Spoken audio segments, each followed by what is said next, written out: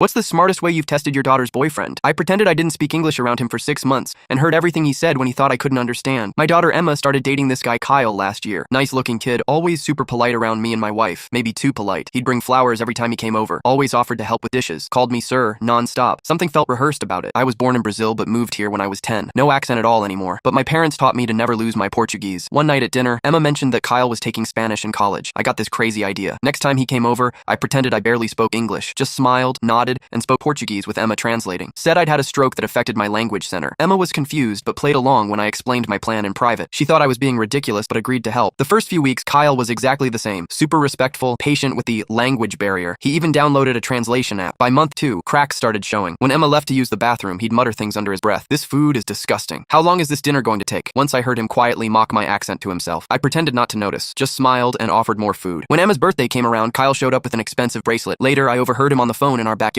Yeah, I returned the cheap one and got the silver one instead. Her dad's loaded. Gotta look the part. That was interesting. I'm comfortable, but definitely not loaded. We live in a normal 3-bedroom house. I drive a 2016 Subaru. One Saturday, Emma had a shift at the hospital. She's in nursing school. Kyle came by anyway, said he left his charger. I let him in, still doing my broken English act. While I pretended to watch a Portuguese soccer game, he took pictures of our mail, our investment statements, even opened my desk drawer when he thought I wasn't looking. The next week, I accidentally left fake bank statements showing a negative balance and massive debt on the kitchen counter, just to see what would happen. 3 days later, Kyle told Emma he needed space and wasn't sure about their relationship. Said he wanted to find himself before getting serious with anyone. Emma was heartbroken but suspicious. She asked if my test had shown anything. I told her everything I'd heard. We waited to see if Kyle would come back once the fake bank statements disappeared. Sure enough, 2 weeks later, he texted her saying he'd worked through his issues and wanted to try again. Emma invited him over for dinner. He brought the usual flowers, called me sir again. I served his favorite meal, the one he'd called disgusting behind my back. Halfway through dinner, Emma started speaking to me in perfect English. I responded the same way. Kyle froze with his fork halfway to his mouth. You speak English? He stammered, looking at me. I've spoken English for 35 years, I said. Almost as long as I've been able to spot guys who date my daughter for her money. The color drained from his face. Emma placed her phone on the table, playing a recording of him from last week. Once I'm in with her family, her dad can hook me up with one of his doctor friends. Then I'm set for life. He tried denying everything, said I misunderstood, that my English must not be good enough to understand context. Emma held up his phone. He'd left it unlocked when he went to the bathroom. And these texts to your friends about my rich family you plan to use? Am I misunderstanding those too? He grabbed his phone and stormed out, called Emma crazy, called me a sneaky old man. Emma cried that night, but told me the next morning she was grateful. 6 months of hurt is better than years of lies, Dad. Kyle's now dating the daughter of a car dealership owner. Emma's with a guy she met at nursing school. He brings homemade cookies instead of store-bought flowers and talks to me the same way whether Emma's in the room or not.